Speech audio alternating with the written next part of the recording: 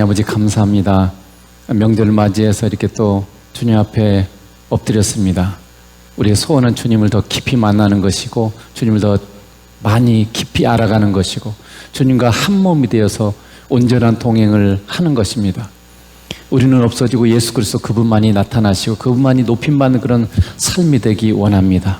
세상을 이기는 믿음의 사람, 예수 그리스도 그분만이 복음이심을, 그분이 우리의 전부이심을 드러내는 그런 삶이 되길 원합니다.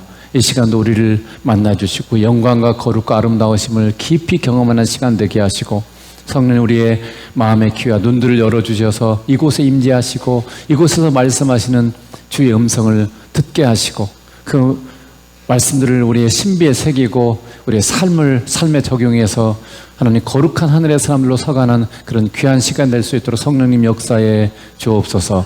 감사하고 예수님 이름으로 기도드리옵나이다. 아멘. 바울이 오늘 본문에 보면 자신이 전하고자 하는 하나님의 은혜의 복음이 얼마나 귀한지, 자신의 이 복음을 증거하면은 자신의 생명을 조금 더 귀한 것으로 여기지 않는다, 이렇게 말씀했어요. 사도행전 20장 24절 이렇게 했죠. 내가 달려갈 길과 주 예수께 받은 사명 곧 하나님의 은혜의 복음을 증언한 일을 마치려 하면은 나의 생명조차 조금 더 귀한 것으로 여기지 아니하노라. 여러분, 인생을 살면서 내 생명을 바칠 만한 그런 꿈, 그런 이제 기독교는 비전이라고 그러죠. 그런 비전이나 사명을 발견했습니까? 그냥 주어진 그냥 살아가고 이런 정도가 아니라 정말 내 인생을, 내 삶을 여기에 들여도 정말 아깝지 않다, 그럴 만한, 정말 생명을 드릴 만한 그런 비전, 그런 사명을 여러분이 이제 발견해야 되는 거죠. 그래서 그런 비전이나 사명을 발견한 사람은 누구보다 가치 있는 삶을 살게, 방향 일정하게 분명하잖아요. 내가 살아갈 방향, 목표가 분명하기 때문에, 물론 사람이니까 좀 왔다 갔다 하고 움직일 수는 있지만, 그러나 그 목표를 향해서 전진해 갈 수 있는 거죠. 그 목표점이 없으면 우리는 그냥 상황과 사람에 따라서 왔다 갔다 하고 어디로 갈지를 갈피를 못 잡고 그냥 다른 사람 유행 따라가고 다른 사람의 말 따라가고 사상 따라가고 그렇게 사람들 따라가게 돼 있어요. 분명한 내 인생을 걸만한 비전, 그리고 걸만한 사명을 여러분이 발견해야 되는 거죠. 그래서 그 사명을 이제 바울이 발견했고 그 사명을 위해서 지금 자기 인생에 달려갈 길을 다 마치겠다. 그리고 그 일을 하면은 내 생명조차 조금, 내 생명보다 훨씬 귀하다, 그 말이죠. 이 일에 내 인생을 드리는 것은 나는 행복한 일이고 기쁜 일이고 전혀 내 인생이, 내 생명이 아깝지 않다, 이렇게 말하고 있는 거죠. 그래서 오늘 말씀을 통해서 바울이 그토록 전하고자 하는 복음, 이것을 여러분이 발견하고 여러분의 것으로 누리기를 원합니다. 그리고 그 복음에 여러분의 생명을, 인생을 거기에다 드리길 축복합니다. 이 복음을 만나지 못하면 우리는 그냥 세상에 눈에 보이는 것에 성경이 말하는 헛되도다라고 선포해버린 그런 헛된 삶을 살 수밖에 없어요. 여러분이 나름대로 세상에서는 인정받고 그럴지 모르지만 하나님은 인정해주지 않아요. 여러분 인생의 값어치, 여러분의 창조주, 여러분을 만드시고 이 땅에 태어나 계신 그분의 심판대 앞에서 우리가 다 심판받을 거예요. 그분이 인정해야 값어치 있는 거예요. 예수님의 백보자 심판이 나와있죠.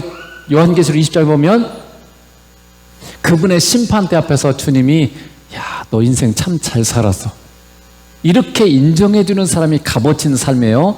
사람들이 인정받는 것보다, 그래서 바울이 데살로니가서에 뭐라고 해요? 내가 사람의 기쁨을 구하였으랴. 그러면 지금까지 내가 사람의 기쁨을 구했다면 나는 하나님의 종이 아니다, 이렇게 얘기를 하고 있어요.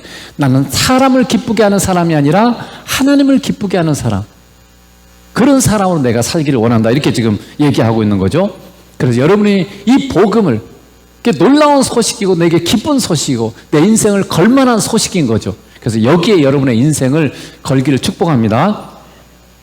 그래서 이 바울이 전한 복음이 뭐냐 그랬을 때 오늘 본문에 보면 21절 이렇게 되어 있죠.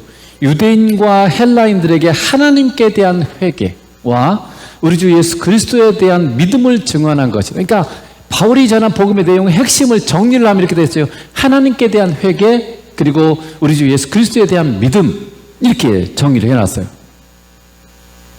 자, 그럼 이 두 가지를 살펴보겠습니다. 먼저 하나님께 대한 회개입니다. 하나님께 대한 회개. 자, 하나님께 대한 회개는 회개에 하나님께로 돌이키는 거예요. 자, 여러분 여기 NIV 영의 성경을 우리말은 그냥 하나님께 대한 회개 이렇게 해서 좀 잘 이해하기 어려워요. 근데 NIV 성경이 이렇게 돼 있죠. They must turn to God in repentance.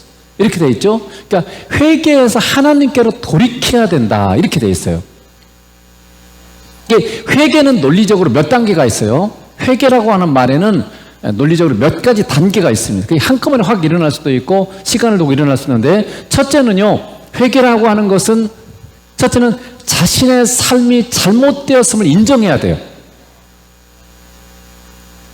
자신의 삶이 잘못되었음을 인정하지 않으면 우리는 바꿔질 이유가 없어요.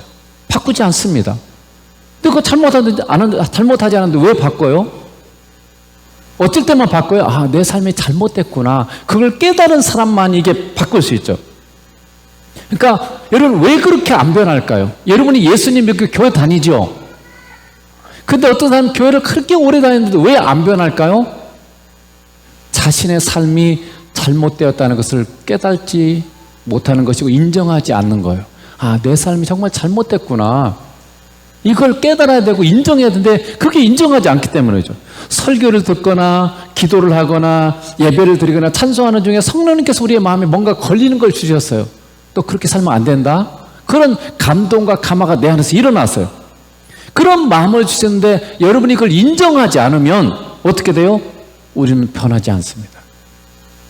그래서 말씀을 많이 듣고 예배를 많이 드리고 그래서 뭔가 찔리는 것이 있음에도 불구하고 생각에서 찔려요. 마음에서 찔려요. 근데 그것을 내가 인정을 안 하는 거예요. 그냥 그렇겠지 뭐 그런 거지 뭐 다음에 하면 되지 뭐. 그러니까 그것에 대한 정말 이게 내 삶이 잘못됐다는 철저한 그런 깨달음, 그 인정을 하지 않기 때문에 우리의 삶이 변화가 되지 않는 거예요. 분명히 여러분의 삶에 문제가 있죠. 내 삶에 뭔가 지금 문제 있는 부분, 잘못된 부분 있어요. 하나님은 우리에게 분명히 말씀했죠.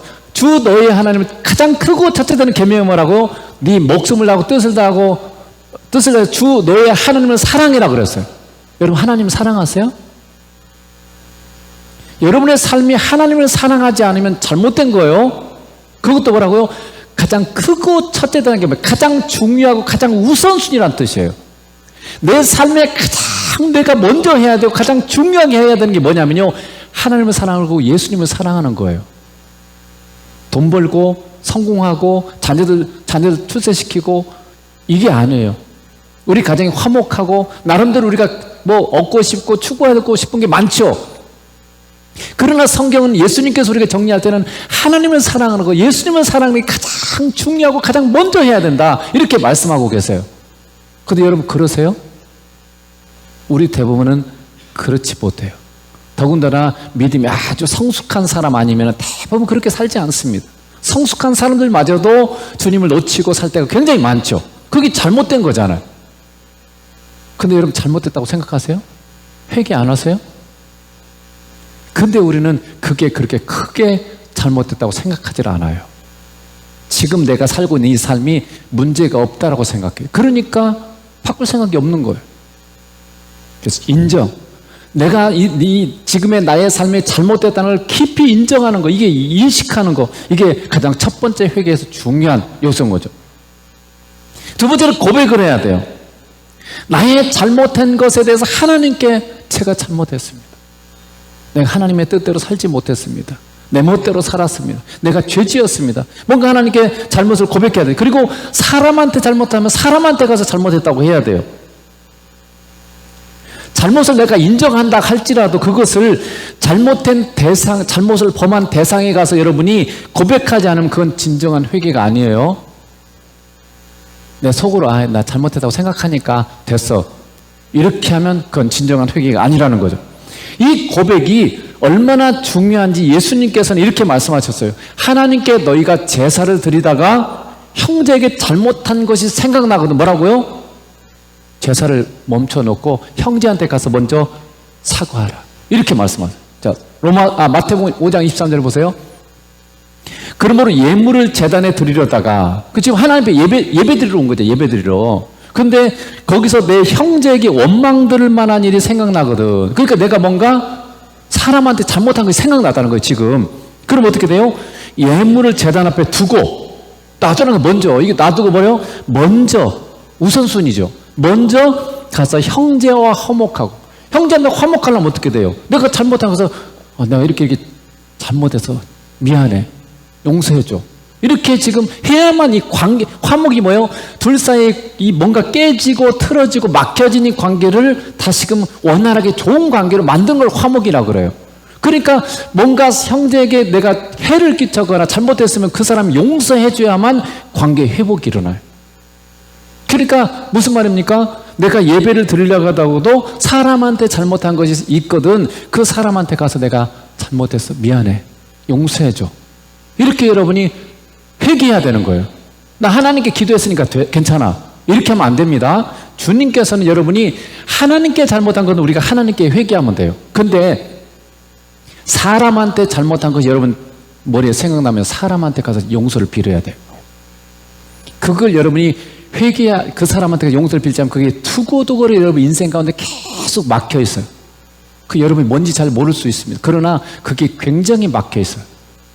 그래서 하나님은, 여러분 제가 계속 말씀드리죠. 하나님은 우리에게, 하나님이, 내가 하나님을 아무리 잘 만나도요, 하나님으로도 100을 우리에게 주시는 게 아니에요. 반드시 사람이라는 통로를 통해서 많은 부분이 우리에게 오게 돼 있어요. 근데 사람 관계가 막히면 그 부분이 막히기 때문에 정말 충만한 은혜를 누릴 수가 없어요. 뭔가 사람 관계에 깨있잖아요. 그래서 교회도 여러분 사람 사이 관계가 서로 안 좋아. 어떤 성도가 보기 싫어, 예를 들면 어떤 성도가 마음에 안 들어. 그러면 그 부분만큼 막혀요. 뭔가 하나님이 주시려는 거 이게 막아지고 있어요. 그래서 여러분 반드시 내가 잘못한 거 있을 때 어떻게 해요? 사람한테 가서 용서를 빌어라. 그리고 화목해라. 이게 지금 예수님께서 우리에게 말씀하시는, 그래서 고백해야 된다. 내가 잘못한 것을 분명한 잘못한 대상에 가서 용서를 빌고 잘못한 것을 인정해야 된다. 마지막으로 세 번째는 가장 중요한 거예요. 이건 뭐냐면 결단하고 하나님께 돌이켜야 돼요. 회개에서 가장 중요한 부분은요, 우리의 삶을 하나님께로 돌이키는 게 회개예요.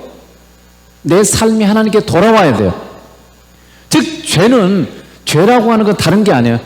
죄는 죄를 지었으니까 회개하는 거잖아요. 죄는 우리의 마음의 눈, 내 인생의 목표가 하나님이 아닌 다른 것에 두는 삶을 죄라 그럽니다. 이게 본질이에요. 가장 핵심, 우리의 근본적인 죄는 뭐냐면 하나님과 예수님이 아닌 다른 것을 사랑하는 것. 하나님과 예수님께 우리의 눈을, 목표를, 인생의 목표를 거기다 두지 않고 다른 것에 대해 인생을 두는 것. 이게 죄의 본질이에요.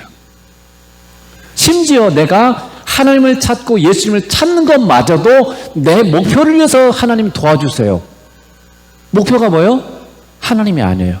내가 원하는 것을 위해서 주님 도와주세요. 이렇게 되면 이거가 죄라는 본질이에요. 본질적인 죄예요.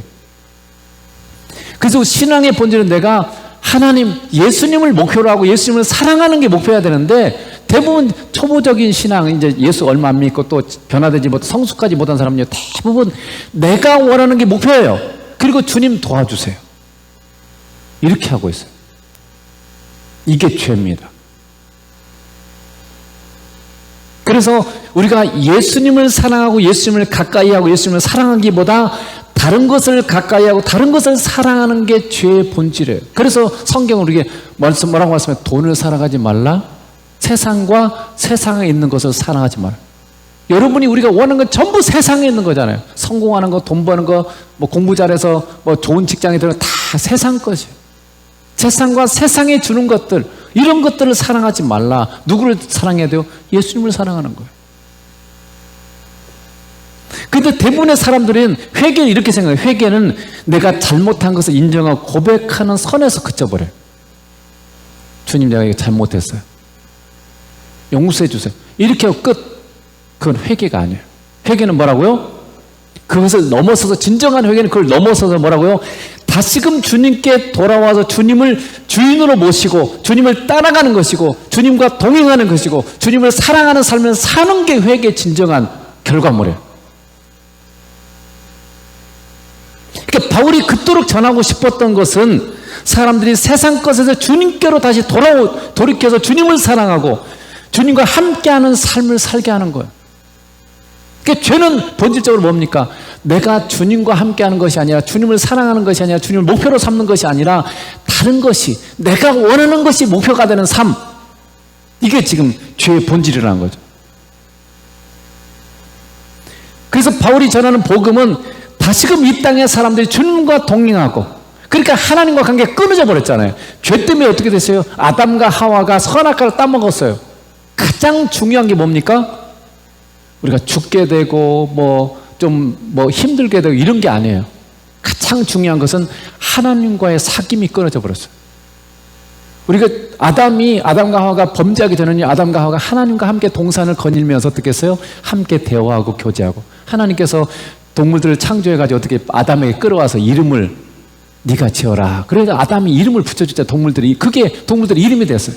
그러니까 하나님과 아담이 그렇게 친밀하게 계속 대화하고 사귀고 이렇게 살았어요. 근데 어떻게 했어요? 범죄하면서 화영검을 들어가지고 다시는 하나님을 만날 수 없게 됐어요. 죄는 하나님과의 교제가 끊어진 게 가장 큰 저주예요. 그래서 십자가는 뭡니까? 십자가는 이 죄를 없애서 하나님과 우리가 다시금 화목하게 되고, 하나님과 다시금 우리가 만나고 교제하고 사귀며 사는 게 십자가의 목적이에요.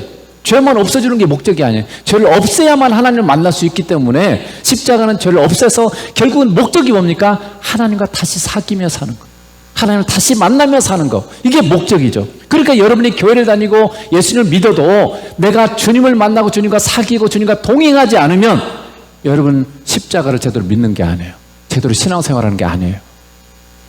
대부분의 사람들이 그렇게 내 인생의 목적, 내 인생이 원하는 것들을 위해서 주님 도와주세요. 그냥 주님은 그냥 옆에 보조물처럼 필요할 때만 구하고 필요할 때만 요구하고, 필요 없으면 모든 일이 잘 풀리고 아무 문제 없으면 주님 구하지도 않아요. 만나지도 않아요.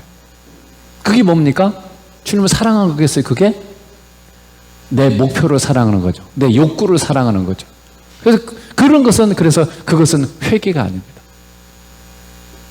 그래서 여러분, 바울이 그렇게 하나님께 회개하고 하나님께 돌아오도록 한 이유가 뭡니까? 주님과 함께 살고 주님을 사랑하고 함께 해야만 우리가 진정한 자유, 세상 그 무엇도 침해할 수 없는, 무엇도 두려워하지 않는 그런 진정한 자유를 누릴 수 있어요.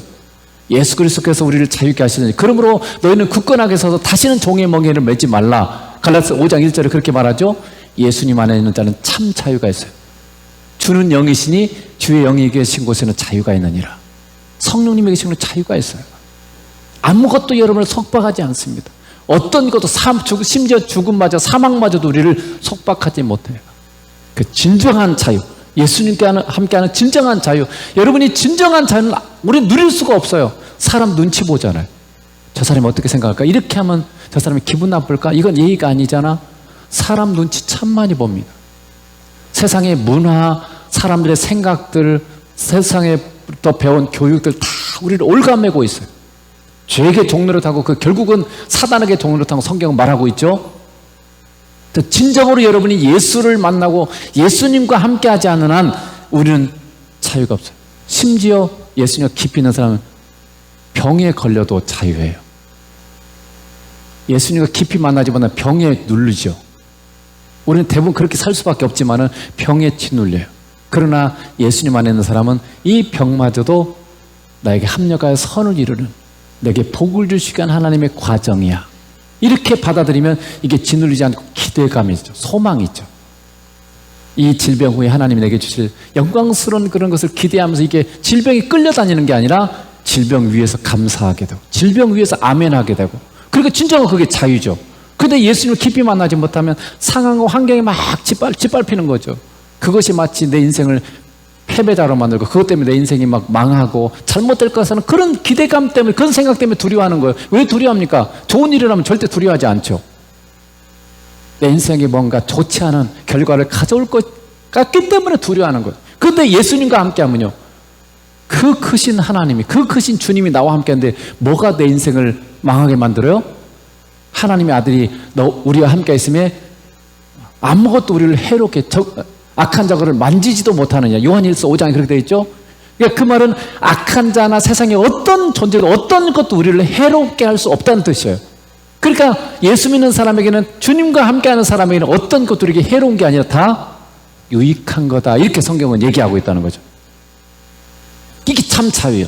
예수님과 할 때 이 참 자유였고, 예수님과 할 때 천국의 주인이 예수님이잖아요. 천국이 그토록 사람들이 원하고 그토록 가고 싶어하는 이유가 뭡니까? 천국이 그토록 좋고 그토록 아름답고 그토록 행복한 이유가 뭡니까? 예수님이 계시고 예수님이 통치하시기 때문에. 그러니까 이 땅에서도 믿음 생활이 뭐냐면 천국을 우리가 누리는 거. 이 땅에서 내가 천국의 주인 되신 예수님과 함께하면 천국이 내 마음 가운데 이루어져요. 그렇잖아요. 주님과 깊이 만나면 기쁨이 있고 감사가 있고. 많은 사람들이 그런 고백을, 제가 만났던 그 선교사님도 여기 아시는 분도 있지만 아내도 암이고 딸도 암이에요. 그런데 그 문제 때문에 주님 앞에 기도를 드렸는데, 기도를 드리고 나왔는데 여전히 똑같은 상태죠. 근데 세상이 달라 보이더래요. 그렇게 아름답더래 세상이. 그렇게 죽을 것 같고 그렇게 힘들었는데 주님을 만나고 나니 그렇게 꽃들이 아름답고 빛이 그렇게 아름답고 세상이 그렇게 아름답게 보이더라는 거죠. 그러니까 천국의 주인 되신 예수님을 여러분이 깊이 만나고 함께하면요, 천국이 우리의 삶 가운데 이루어지는 거예요. 그러니까 회개를 통해서 내가 예수님을 만나고 하나님을 만나면 그 풍성한 삶이 내게 열어지는 거예요. 그래서 바울이 회개를 이렇게 하나님께 회개하고 돌이켜라 하는 말은, 주님을 만날 때, 하나님을 만날 때 그 영광스러운 삶이 네 거야, 우리가 누릴 수 있는 거야 라고 지금 말하고 있는 거죠. 그래서 여러분에게 질문을 던지겠습니다. 여러분의 삶의 방향이 세상 것에서, 즉 내가 원하는 것으로부터 예수님께로 바뀌어졌습니까? 내 인생의 목표가 예수님, 그냥 예수님 사랑하는 거, 예수님 기쁘게 하는 거.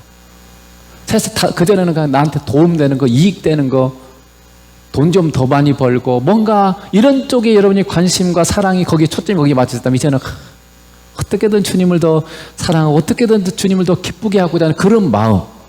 여러분 인생의 목표가 그렇게 바뀌어졌어요? 그게 예수 믿고 회개한 삶이에요. 그래서 이제는 세상 것을 사랑하는 인생에서 예수님을 사랑하고 예수님과 함께하는 것을 즐거워하는 인생으로 여러분 바뀌어졌습니까? 교회를 다녀도 시험 안 들고 계속 신앙을 계속 성장하는 비결은 그거예요.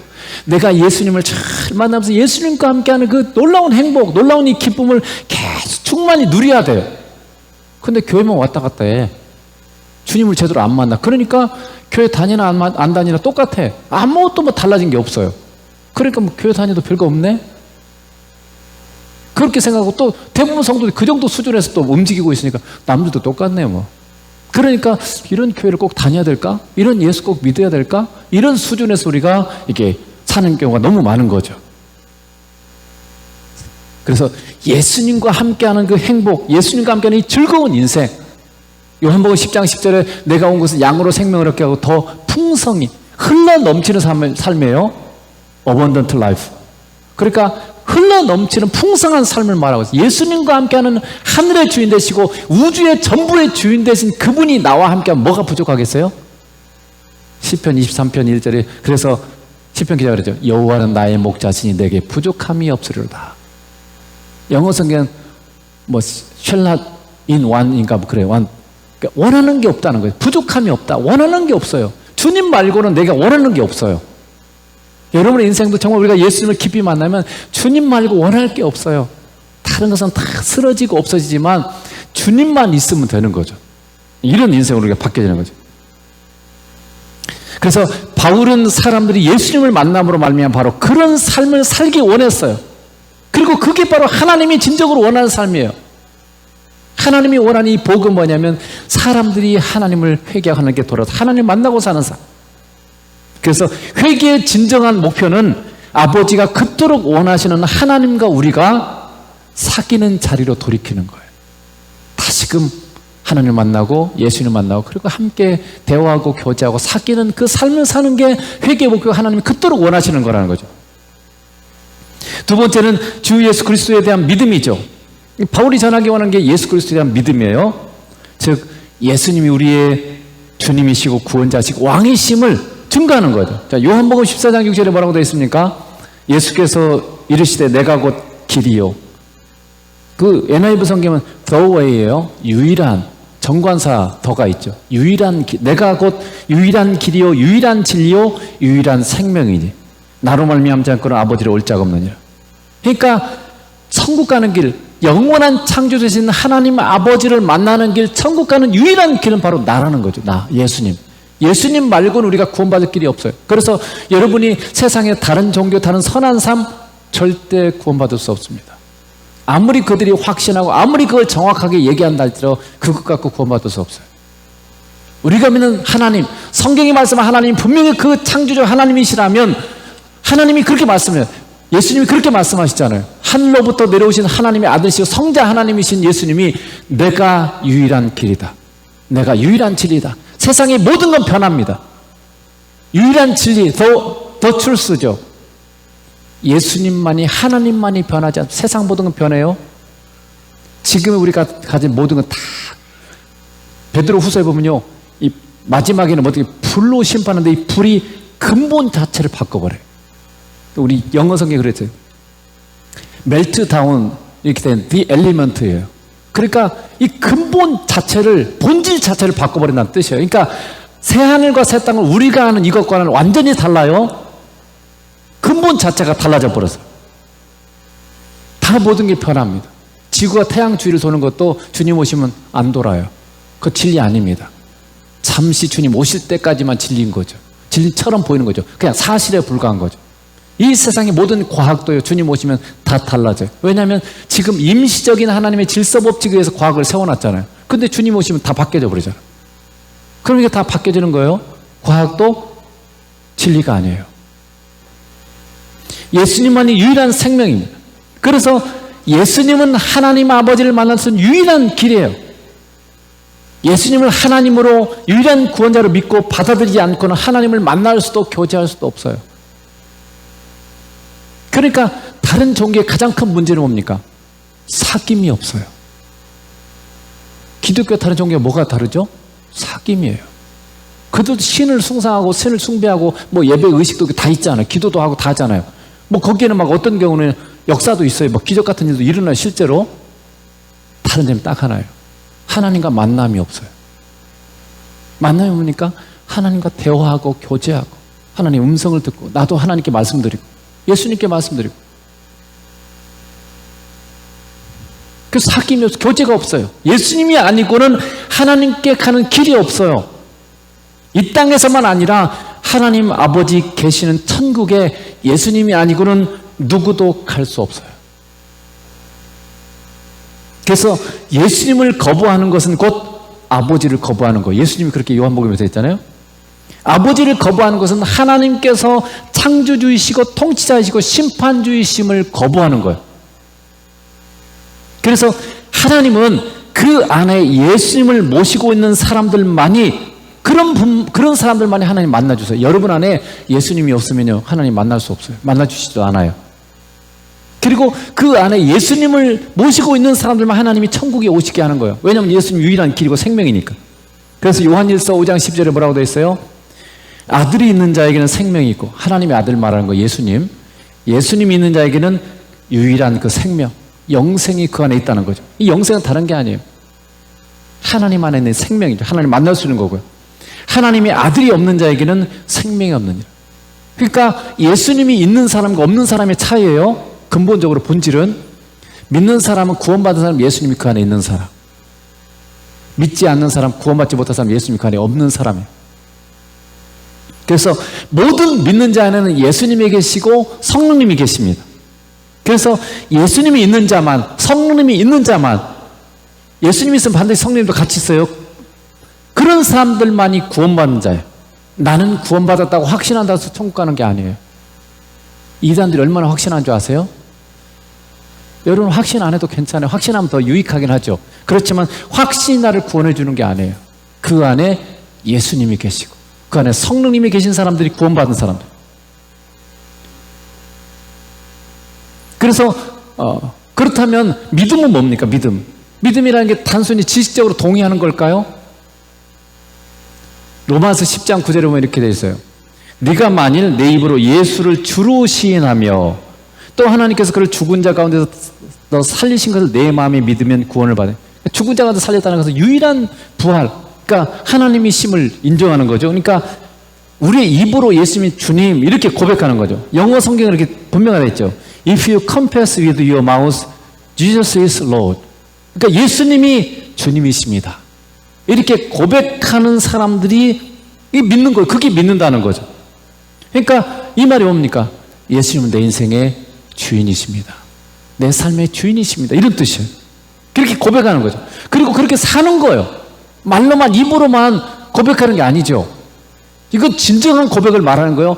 예수님이 내 삶의 주인이십니다, 이렇게 고백한다는 말은 내 인생의 주인이 예수님이니까 내 삶의 모든 결정들을 주님을 사랑하는 길, 주님이 기뻐하는 길, 주님께 묻고 주님과 교제하면서 주님이 이끄는 그 길로 내가 선택하는 거죠. 선택은 내가 해요. 주님이 그런 우리에게 인격적이기 때문에 선택권을 우리에게 주셨어요. 그러나 그 선택권을 어떻게 내가 행사하는 거예요?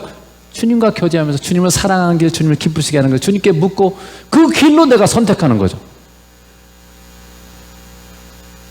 그래서 여러분, 예수님을 믿는 사람은요 반드시 삶이 바뀌게 돼 있어요. 여러분, 제대로 예수님 믿으면 반드시 삶이 바뀌어야 됩니다. 왜냐하면 우리의 삶의 주인이 나로부터 예수님으로 바뀌었어요. 내가 주인일 때는 내가 주인으로 살아가면 다른 사람과 똑같이 삽니다. 세상 사람과 다를 바가 없어요. 똑같이 살아요. 그러나 예수님이 주인 되셔서 예수님이 나를 통해서 사시면 어떻게 돼요? 주님처럼 살게 돼 있어요. 그렇지 않겠습니까? 그러니까 여러분이 예수님을 잘 믿으면 믿을수록 어떻게 해요? 주님처럼 사는 거예요. 주님이 내 안에서 사시니까, 주인이니까. 그렇게 그런 삶으로 바뀌어지는 거죠. 그래서 예수님을 믿으면 하늘에 속한 자의 삶, 이 땅의 사람들처럼 사는 게 아니라 하늘에 속한 사람처럼 그렇게 살게 되게 있고요. 그래서 거룩한 삶이 되고 주님처럼 원수를 용서하고 원수까지 용서하고 원수까지 사랑하는 삶으로 점점점 바뀌어져 가는 거예요. 그 삶의 변화가 일어나야 돼요. 여러분 주변에 점점 미운 사람이 없어져야 돼요. 똑같은데 내가 성장하니까 미운 사람이 없어져요. 내가 주님처럼 되니까 미운 사람이 불쌍히 여겨지는 사람은 바뀌어져야 돼요. 여전히 예수 믿는데 똑같이 미운 사람이 여전히 또 밉다, 그러면 그건 안 변한 거예요. 주님이 주인인데 어떻게 주님이 미워하게 해서 사람을, 주님이 여러분 사람 미워한 적 봤어요? 주님 미워하지 않습니다. 주님은 그렇게 자신을 십자가에 죽이는 사람들도 아버지여 저들의 죄를 용서하옵소서 이렇게 말씀하셨잖아요. 그분이 그 놀라우신 용서와 사랑의 주님이 내 인생의 주인 되셔서 나를 이끌어 간다면 주님처럼 바뀌어야 마땅하잖아요. 근데 계속 내가 주인 돼서 사니까 안 변하는 거예요. 예수님이 내 삶의 주인이시면 분명히 우리가 사람이니까 이게 성화에 가장 오랜 시간이 걸려요. 한 번에 되지 않습니다. 그러나 조금씩 점점점, 그래서 하나님 우리를 아시기 때문에 갑자기 우리한테 진짜 원수 안 맡겨요. 조금 미운 사람, 조금 마음에 안 드는 사람, 그 정도 수준에서 여러분 옆에 둡니다. 그 사람들 우리가 용서하고 사랑하고 바뀌어지면 좀 더 원수, 이런 사람들이 만나게 되죠. 그러면서 이게 점점점 내가 감당하고 이렇게 성장할 수 있도록 그렇게 하나님 우리를 도와주시는 거죠. 여러분의 삶에 예수님 믿고 나서 이런 변화가 있나요? 미웠던 사람이 이제는 미운 게 아니라 불쌍하게 보이고, 용서가 안 되던 사람이 용서가 되고, 사랑이 안 되던 사람이 사랑이 되고, 이게 내가 예수님과 함께한 동행이고 예수님이 내 삶의 주인 됐을 때 그런 삶으로 내가 바뀌어져 가는 거예요. 그런 변화도 일어나야 돼요. 그게 예수님 믿는 삶이에요. 그냥 예수님 믿습니다 이렇게 하고 끝나는 게 아니에요. 예수님 내 삶의 주인이십니다. 그리고 그런 삶을 사는 거예요. 이게 믿음이기 때문에 예수님을 모신 자는요, 주인으로 모신 자는 반드시 그런 변화가 일어나야 돼요. 그래서 고린도후서 5장 17절에 뭐라고 되어 있어요? 자, 5장 10절에 그런즉 누구든지 그리스도 안에 있으면 새로운 피조물이라. 이전 것은 지나갔으니 보라 새 것이 되었다. 그러니까 누구든지 예수님과 함께 하면요 어떻게 돼요? 예수님 안에 있으면, 우리가 예수님 믿으면, 이런 말이 또 돼요. 새로운 창조물. 여기 보면 뭐라고 되어 있습니까? New creation. 새로운 창조물이라는 게 하나님께서 새롭게 바꿔놓은 그런 존재라는 뜻이죠. 그러니까 우리는 이전과 다른 존재, 예수님, 하나님께서 예수님 안에서를 새로운 존재로 만들었다는 뜻이에요. 그래서 변화는 필수예요. 첫째 어떤 변화가 일어나요? 우리의 인생의 목표, 우리의 이 가치관이 변해버려요. 예수를 믿는 순간. 왜냐하면 영원한 세계가 보이는 사람들이잖아요. 영원한 세계를 믿는 사람이잖아요. 죽은 다음에 안 믿는 사람 죽으면 끝 이렇게 생각해요. 근데 예수 믿는 사람은 어때요? 죽은 다음에 천국과 지옥이 있다. 그리고 주님의 심판대가 있다. 우리가 이 땅에 행한 모든 것을 주님이 심판하시고 상급을 주신다. 그걸 우리가 그게 보여지는 사람들이고 열어진 사람들이에요. 그러니까 우리의 가치관, 이 세상은 다 잠시 잠깐이고 썩어지고 없어질 거잖아요. 그게 영원한 거잖아요. 그러니까 가치관이 바뀌어요. 세상의 것으로부터 하늘의 영원한 것으로 가치관 자체가 바뀌어져 버려요. 그래서 진짜 중요한 것을 추구해. 가치관이 뭡니까? 뭐가 중요한 것을 결정해 놓은 거예요. 중요도가 있는 거예요. 모든 삶에는. 진짜 중요한 것이 있을 때는요, 다른 것은 이제 놓아버려요. 내 자식이 지금 크게 다쳐가지고 병원에서 생사가 왔다 갔다 하는데 지금 일하고 있겠어요? 여러분 직장에 중요한 일이 있다고 그래서 내 자식이 죽어서 생사가 왔다 갔다 하는데 나 일해야 돼. 이게 중요해. 이러고 있나요? 때려치우죠. 휴가 내죠. 뭐라고 해도 자식한테 가잖아요. 왜 그렇습니까? 자식이 이 직장이 이거보다 더 중요하다는 이 우선순위가 거기 있기 때문에 그래요. 우리는 이걸 정확하게 정립을 안 했을지 모르지만 우리에겐 다 가치관이 있어요. 진짜 중요한 게 뭔지, 뭐가 중요하다는 이 우선순위가 딱 이 기준이 있다는 거죠. 그래서 예수 믿는 사람은 영원한 것, 진짜 중요한 것이 그거라는 걸 알아차린 사람들이에요. 그러니까 진짜 중요한 것을 추구하게 됐죠. 여러분한테 지금 이제 명절이잖아요. 애들한테도 물어보세요. 너 1,000원짜리 받을래? 5만원짜리 받을래? 명절하면 용돈 줘보세요. 이렇게 두 개. 그러면 진짜 애기들 아무것도 모르는 애들 아니면요, 좀 알아차는데 전부 다 5만원짜리 챙겨가겠죠. 왜 그걸 챙겨가요?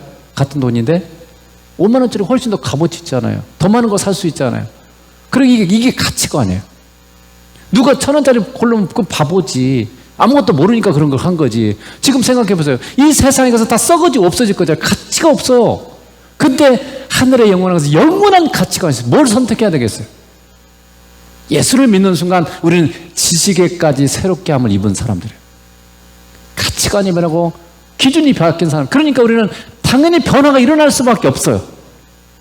그게 예수 믿는 삶이라는 거죠. 지금 바울이 말하는. 자, 그래서 이 복음을 전하는 자의 삶은 어떤 고난 가운데서 겸손과 눈물로 주님을 섬긴다고 되어 있어요. 자, 20장 19절에 이렇게 되어 있죠. 곧 모든 겸손과 눈물이며 유대인의 관계로 말미암아 당한 시험을 참고 주를 섬긴 것과. 그러니까 바울이 그토록 놀라운 복음을 전할 때 유대인들이 얼마나 바울을 많이 핍박했습니까? 방해하고 죽이려고 그러고 얼마나 많이 그랬는지 몰라요. 사람들을 선동해서 막 바울을 때로 돌로 쳐가지고 죽은 줄 알고 놔두기도 하기도 하고 막 태장으로 3번 맞고 40에 감한 매를 5번 맞고 얼마나 많은 고통을 당했는지 몰라요. 근데 여러분 이게 영적인 세계에서 보면 어떤 거예요? 육신의 눈을 넘어 보면 사탄이 유대인들을 사용해서 바울을 죽여서 이 예수 그리스도의 놀라운 복음을 전파되지 못하게 하고 있는 거예요. 이게 너무 놀라운 것인데 사단이 사람들을 막 안 믿는 사람들 이용해서 이 복음이, 이 놀라운 복음을 사람들이 예수님을 못 만나도록 만들기 위해서 그렇게 같은 방해를 하고 핍박을 한 거죠. 그래서 바울이 여러 번 죽을 뻔하고 옥에 수없이 갇히고 먹지도 못하고 자지도 못하고 강도의 위험과 이방인의 위험과 동족의 위험과 많은 위험들을 당했어요. 그럼에도 불구하고 끝까지 바울이 큰 겸손과 눈물로 주님을 섬겼다고 되어 있어요. 그렇게 바울이 이렇게 큰 핍박을 통해서도 여러분 핍박 중에도 그렇게 끝까지 복음을 전한 이유는 뭐겠어요? 예수 그리스도를 영접해야만 이 놀라운 삶이 열어지기 때문에 그것보다 놀라운 소식은 없어요. 예수님을 만나고 예수님과 함께하는 것보다 세상에 그것보다 놀라운 것은 없어요. 그리고 이런 핍박 중에도 이렇게 많은 방해가 있음에도 불구하고 바울이 복음을 전할 때 사람들이 예수님을 영접한 게 누구 때문에 그래요? 하나님께서 역사했기 때문에, 성령께서 역사하셨기 때문에 이게 가능했던 거, 그걸 바울이 철저히 알고 있는 거죠. 아무리 방해해도 내가 죽겠을 때 성령님이 역사하시면 된다. 여러분 그걸 믿어야 돼요. 아무리 사람들이 안 믿을 것 같고 아무리 안 될 것 같아도 내가 주님께 순종하면 하나님이 역사하시면 되는 거예요. 이게 겸손이에요. 나는 안 됐지만 하나님께는 불가능한 게 없어요. 하나님은 하실 수 있어요. 사람으로는 할 수 없지만 하나님이라면 가능하다. 그게 우리말 성경은 좀 약간 이게 마태복음 19장인가 그러고 있어요. 근데 그 NIV 영어 성경 보면요, 사람과 함께라면 안 되지만 하나님과 함께라면 뭐든지 불가능한 게 없다, 이렇게 돼 있어요. 그러니까 우리가 주님과 함께하고 있잖아요. 하나님이 주님과. 그러니까 주님과 함께한다면, 성령님과 함께한다면 불가능한 게 없는 거예요. 우리 눈에는 불가능해 보이죠. 안 될 것 같죠. 근데 성령님과 함께하면, 주님과 함께하면 이게 된다는 거죠. 그러니까 우리 노력으로 되는 게 아니에요. 주님이 하시는 거예요. 우리의 순종을 통해서. 그러니까 이게 중요한 거죠. 그래서 그걸 바울이 알고 있기 때문에 막 내가 열심히 해서 되는 그런 게 아닌 거죠. 여러분, 우리가 열심히 해서 될 것 같으면 열심히 해야죠. 근데 우리가 왜 이렇게 하다가 말아버린 거예요? 해도 안 되잖아요. 해도 안 되니까 포기하는 거예요. 우리 열심으로 좀 하면 될 것 같은데, 뭔가 하면 막 팍팍 되고 이러면 누가 안 하겠어요? 공부하면 막 영어 실력 올라가고 막 이러면 누가 안 하겠어요? 제가 이렇게 영어, 이렇게 사람들이 보면 왜 영어 하다 말아버리냐면, 영어는 하루아침 안 올라가요. 오랜 시간을 계속 투자를 해야 조금씩 올라가, 이렇게 하거든요. 근데 사람들이 좀 하다가 안 되니까 그냥 포기해버려요. 금방금방 되면 누가 안 하겠어요? 근데 아무래도 안 되는 거죠. 그걸 여러분, 성경이 우리에게 보여주겠다. 여러분, 출애굽기를 한번 봐보세요. 출애굽기를 보면 하나님께서 그토록 놀라운 10가지 기적을 통해서 이스라엘 백성을 출애굽시켰잖아요. 그리고 어떻게 했어요? 홍해 바다를 갈랐어요. 홍해 바다를 갈라가지고 그 큰 바다를, 홍해 바다 성지순례 한번 가보면 봐보세요. 얼마나 깨끗한지 몰라. 이게 또 굉장히 거리가 있죠. 이집트부터 유대 광야 쪽으로 오는 길이 굉장히 상당히 몇십 10km 이상 되는 그걸 이렇게 하나님께서 갈라서 그 사이를 건너서 이스라엘 백성이 구원을 받았어요. 그리고 하나님께서 매일같이 광야길을 걷는데, 그 광야길을, 우리가 우리 몇 분은 성지순례 그거 갔잖아요. 그 사막 체험했잖아요. 풀 한 폭이 없고 아무것도 없어요. 근데 그런 곳에서 하나님 매일같이 만나를 내려주셨어요. 그리고 반석에서 물을 내주셔서 매일같이 물을 마셨어요. 물이 없는 곳이에요. 근데 물을 이렇게 내주셨어요. 그렇지만 이스라엘 백성은 어땠어요? 그렇게 많은 기적을 경험하고 그렇게 많은 걸 항상 하나님 주셨지만 언제나 불평하고 원망하고, 그리고 편하지 않았어요. 그러니까 사람들은요, 성령께서 변화시켜주지 않으면 아무리 좋은 것을 주고 아무리 많은 것을, 큰 것을 보여줘도 사람이 변하는 게 아니에요. 둘 중에 하나예요. 아무리 큰 기적을 보여줘도요, 안 믿는 사람 절대 안 믿습니다. 하나님의 은혜 받은 사람, 성령께서 변화시켜주는 사람만 믿는 거예요. 그거 능력 행했다고 사람들이 변하는 게 아니에요. 그래서 예수님께서 요한복음 3장 5절에 이렇게 되어 있잖아요. 예수께서 대답하되 진실로 진실로 내게 이르노니 사람이 물과 성령으로 나지 아니하면 하나님의 나라에 들어갈 수 없느니라. 그러니까 성령이, 물도 똑같이 성령님이 아니면, 성령님이 거듭나게 하지 않으면, 다시 태어나게 하지 않으면 하나님 나라에 들어갈 수 없다, 이렇게 되어 있죠. 그래서 믿는 성령님께서 다시 태어나게 하신 사람들이에요. 이 다시 태어났다는 게 뭐냐면, 우리 육신이 그래서 니고데모가 그랬잖아요. 어머니 뱃속에 다시 들어가야 되나요? 이렇게 물어봤잖아요, 무식하게. 근데 예수님 뭐라 그랬어요? 물과 성령으로 거듭난다고 되어 있잖아요. 그러니까 이것은 뭐냐면, 우리 육신이 다시 태어났다는 말이 아니라 사실은 우리 영이 죽었어요. 우리 사람은 영혼과 욕신이 있잖아요. 근데 영혼이 죽은 거예요. 근데 성령님 그 영혼을 다시 살리신 거예요. 그래서 에베소 2장 5절에 보면 이렇게 되어 있잖아요. 허물로 죽은 우리를 그리스도와 함께 살리셨고, 다시 살리신 거예요. 이게 뭘 살린 거예요? 우리 영혼이에요. 이 영은 성령님이 거기 계실, 우리 안에 계실 때 성령님이 어디 계시냐면 영혼에 있어요. 영. 그리고 이 영이 살아난 사람들만 하나님과 통하는 거예요. 그러니까 예수 안 믿는 사람이 영이 죽었어요. 그러니까 죽었으니까 감각해. 죽은 사람한테 뜨거운 물 부어보세요. 뜨거워 하는가? 안 하잖아요. 왜 안 해요? 죽었으니까 감각이 없어요. 느낄 수도 볼 수도 들을 수도 없어요. 죽은 사람. 그러니까 영이 죽었으니까 어떻게 해요? 영원한 세계, 영의 세계를 감각을 못 해요. 성령이 영이시잖아요. 영이 말씀하는 거니까 못 듣는 거예요. 근데 우리 예수 믿는 사람이 이 영이 거듭났다. 영이 살아나서, 그러니까 영의 음성이 들리는 거예요. 그러니까 영이신 성령께서 이렇게 말씀하실 때 들려지는 거죠. 그러니까 예수 믿는 사람들만이 여러분 안에 이렇게 살면 안 되는데, 주님 기쁘시게 하는데, 예배도 잘 드리고, 이제 기도도 더 열심히 하고 주님 더 사랑하고 이렇게 살아야 되는데 내가 왜 이렇게 정말 세상 것만 이렇게 바쁘게 살고 왜 주님을 멀리하고 있지? 이런 음성들이 여러분 안에 들리면 뭐예요? 그게 성령님의 영의 음성이에요. 그 음성이 들리면 여러분은 어때요? 내가 거듭난 사람, 구원받은 사람 맞아요. 구원받지 못한 사람은요, 어떻게 살아도 안 들려요. 그게 내 안에서 아무런 음성이 안 들려요. 그 사람들은요, 이 구원받지 못한 사람, 성령님이 그 안에 있기 때문에 있고 이 영이 살아있기 때문에 그 영의 음성을 들을 수 있는 거죠. 그래서 믿지 않는 사람들, 영혼이 죽었기 때문에 이 영적인 세계를 믿지 않는 거예요. 그래서 삼일째 하나님은 사단, 귀신도 안 믿어요. 그리고 천국과 지옥도 믿지 않는 거죠. 오직 하나님에 의해서, 성령 하나님에 의해서 영혼이 살림을 입은 자들만이 성경이 말씀하시는 하나님을 믿고 천국과 지옥을 믿는 거예요. 저도 마찬가지예요. 제가 초등학교 때 제가 4학년 때부터 예수님 믿게 됐는데 그때 성경학교를 다니면서 그 주일학교 선생님이 그러더라고요. 성경학교 때 예수님이 죽으시고 부활한 걸 믿어야 네가 구원받을 수 있다, 천국 갈 수 있다. 그래가지고 내가 얼마나 예수님이 죽으시고 부활한 걸 내가 믿게 해주세요 얼마나 기도했는지 몰라요. 근데 잘 안 되더라고. 그게 오늘 확 되거든요. 근데 내가 알았어요. 어느 날 보니까, 그러다가 제가 믿음 생활 왔다 갔다 하긴 했는데, 그러다가 고등학교 졸업하고 한 1년간 거의 믿음 생활 안 했어요. 그랬더니 그다음부터 막 의심이 생기는 거예요. 하나님 진짜 있는 거 맞아? 근데 또 이제 그래도 어쨌든 하나님의 은혜로 교회를 다니고 왔는데 어느 순간 이 성경이요 다 믿어지는 거예요. 그냥 전혀 의심이 안 생겨요. 하나님 말씀 그냥 믿어져요. 안 믿는 사람 이게 사실인지 아닌지 어떻게 알아? 이러잖아요. 근데 그 안에 성령님 있고 하나님 성령에서 다시 태어난 사람은 이게 그냥 성경이 믿어지는 거예요. 그냥 믿어져요.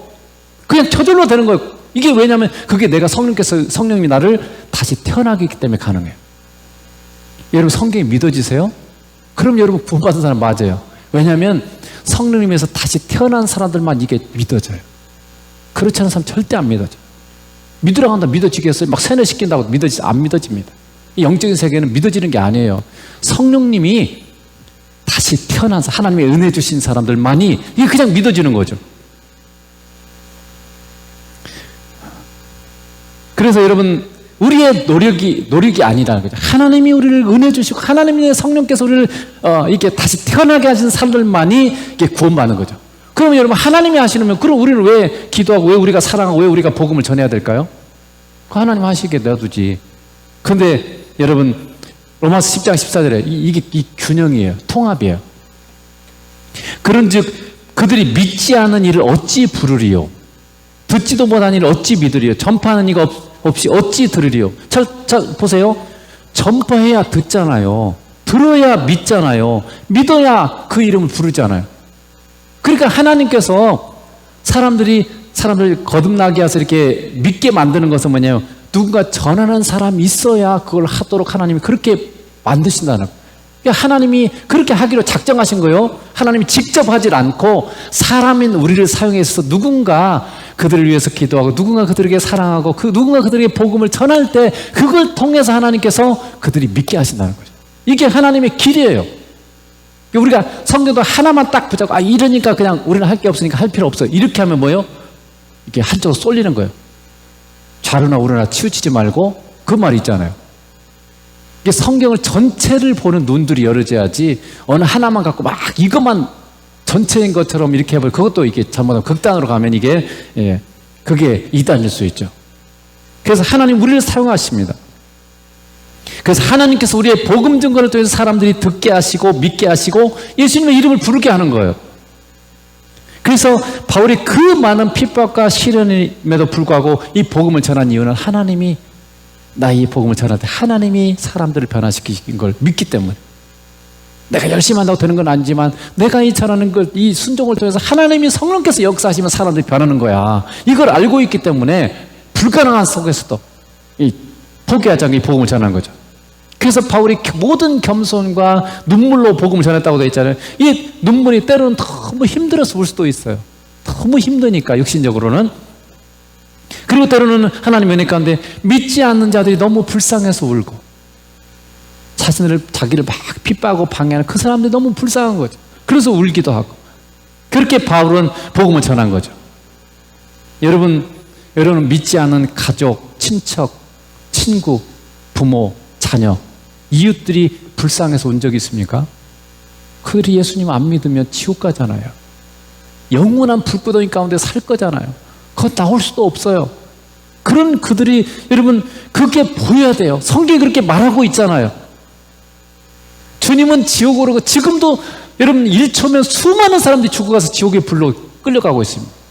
여러분 지옥은 정말 있습니다. 그 책 보면 그런 게 나오잖아요. 지옥에 대한 책들 보면요, 죽는 순간 여러분 우리가 안 믿는 사람 그랬잖아요. 저승사자가 온다. 들어봤어요? 안 들어봤어요? 저승사자가 와요. 지옥으로부터 귀신들이 죽는 예수님 안 믿는 영혼들을 붙잡아서 쇠사슬을 묶어서 지옥으로 끌고 가는 거예요. 저승사자가 그게 오는 거예요. 그러니까 두려워하는 거예요. 그걸 막을 수 없어, 벗어날 수가 없어요. 다 끌려서 지옥불에 영혼이 들어가는 거죠. 그런데 예수 믿는 사람 누가 와요? 천사가 와요. 천국으로 우리를. 그래서 죽음의 순간에 보면 예수 믿는 사람 눈이 환해져요. 잠시 이렇게 믿음이 좀 부족할 때는 좀 두려워하는 것 같다가 천사가 오면 얼굴이 환해져요. 죽는 순간에. 그 천사가 오니까 그런 거예요. 그런데 이 귀신이 지옥으로 끌고 가려고 하는 그게 보이는 사람이 막 두려워서 안 죽으려고 발버둥을 치다가 죽어요. 그럼 구원받지 못한 사람. 그러니까 여러분 죽음의 순간에 어떤 죽는 사람을 볼 때 그 죽음 보면 알아요. 지옥 간지 천국 간지. 그게 그냥 눈으로도 보이는 거예요. 여러분 주님은 지금도 그렇게 수많은 사람들이 지옥에 끌려가는 수많은 사람 그 영혼들부터 얼마나 슬퍼하는지 몰라요. 여러분의 사랑하는 자녀가, 여러분의 사랑하는 부모가 불연못에서 고통스러워하는 모습을 보고 싶습니까? 지금 하나님께서 기회 주실 때 바울은 자신하고 상관도 없는 사람들이에요. 그런데 그들을 위해서도 눈물을 흘리면서 주님을 섬기고 복음을 전했다고 되어 있어요. 여러분 하나님께서 여러분에게 기회 주실 때 정말로 바울처럼 겸손과 눈물로 정말 하나님께 기도하고 정말 이 복음을 전할 때 하나님이 여러분의 그 기도와 그 복음 증거를 통해서 반드시 여러분이 기도하고 전할 그 사람 하나님이 구원해 줄 것입니다. 지금은 안 될 것 같고 안 받아들이고 그래서 안 될 수없이 그동안 몇십 년 동안 해도 안 될 수도 있어요. 그렇지만 불가능해 보이는 그것이랄지라도 하나님은 은혜 주십니다. 우리의 기도를 결코 외면하지 않으세요. 우리의 눈물을 결코 외면하지 않으세요. 여러분이 안 믿는 그 자녀, 안 믿는 부모, 안 믿는 친척들, 안 믿는 이웃들, 그들 위해서 여러분이 눈물로 기도하고 정말 사랑하고 복음을 전할 때 하나님께서 그 영혼들을 불쌍히 해서 성령께서 그 영혼들을 거듭나게 하실 것입니다. 그래서 이것이 바로 복음 전한 자의 삶의 그 태도예요. 안 될 것 같지만 나와 함께 하시는 주님이란 분은 불가능이 없습니다. 성령은 불가능이 없어요. 나는 안 되지만 세상은 그게 불가능하다고 말하지만 주님께는 불가능이 없어요. 주님은 여러분의 기도를 반드시 들으십니다. 기도하겠습니다.